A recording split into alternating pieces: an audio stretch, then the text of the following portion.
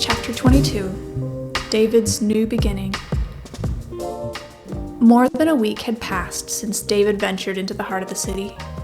Once an alien world teeming with unfamiliar faces and towering structures, the bustling cityscape had slowly begun to feel like home. He had found a job at a grocery store near the Rising Phoenix Hotel, a humble establishment that was worlds apart from the hotel's extravagance, but held a charm of its own. His job was simple: restocking the shelves, ensuring the products were neatly arranged, and assisting customers in finding what they needed. It didn't require much expertise, only diligence and a keen eye for detail.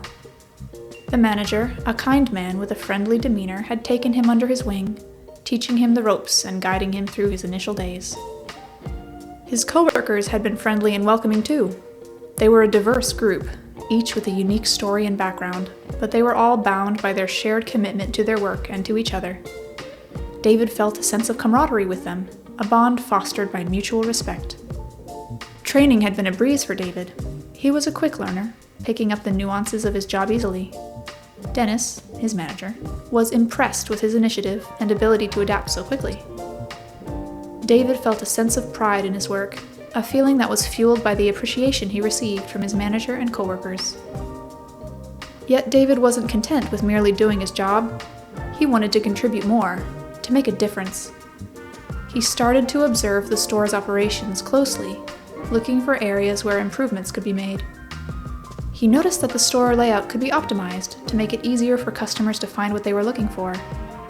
He observed that certain products were often out of stock, leading to customer dissatisfaction.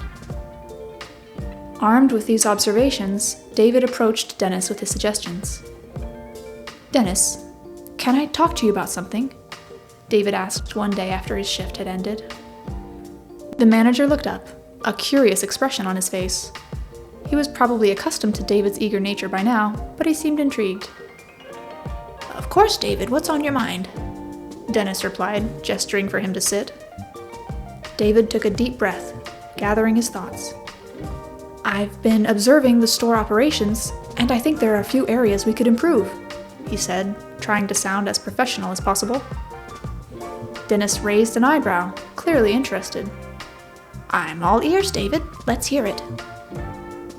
So, David began to explain his observations and his suggestions. He talked about reorganizing the store layout for better customer navigation and managing inventory more effectively to avoid shortages. He even proposed a customer feedback system to understand their needs better. Dennis listened attentively, occasionally nodding as David made his points.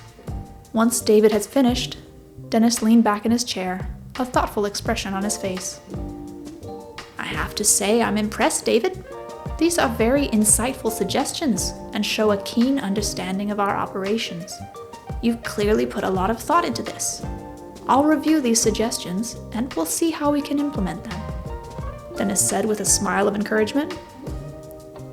David felt a rush of relief and excitement. His ideas were being taken seriously, and he was making a difference. Dennis looked at David and paused for a moment before speaking again. "David, I think you would be of great help to me as my assistant. Would you be interested in that position?" David was stunned. He had only started working at the grocery store on a trial basis a few days ago, and now he was being offered a real position as the assistant to the manager. He felt a rush of gratitude and surprise. I don't know what to say," he stammered. "Thank you, Dennis. I would be honored." Dennis smiled at David's reaction. "Good. I know we're paying you in cash for now, but we'll have to add you onto payroll for an official position. I'll need to find someone to take over your current role first, but as soon as I do, and you finish training them, you can start helping me with brushing up the operations." David nodded, understanding Dennis's reasoning. He was excited about the opportunity, but also humbled by the responsibility. He was determined to do his best and prove that Dennis's faith in him was not misplaced. With that, he made his way back to the Rising Phoenix Hotel. His body felt heavy with exhaustion, but his spirit was light. He had navigated through the tough job market with determination and resilience, and he now felt triumphant and emboldened. David had barely allowed himself any downtime. In addition to his routine job at the grocery store, he dedicated every spare moment to learning from his coworkers.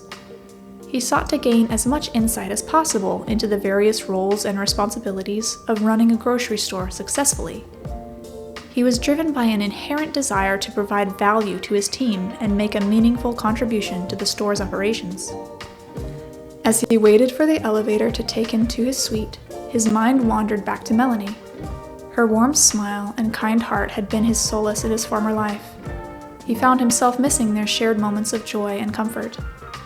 The weight of guilt pressed down on him as he realized he hadn't seen her since leaving home. He knew Melanie would understand his preoccupation with work. She always supported his ambitions, encouraging him to aim higher and strive for a better life. But he also knew that his sudden departure and lack of contact must have worried her.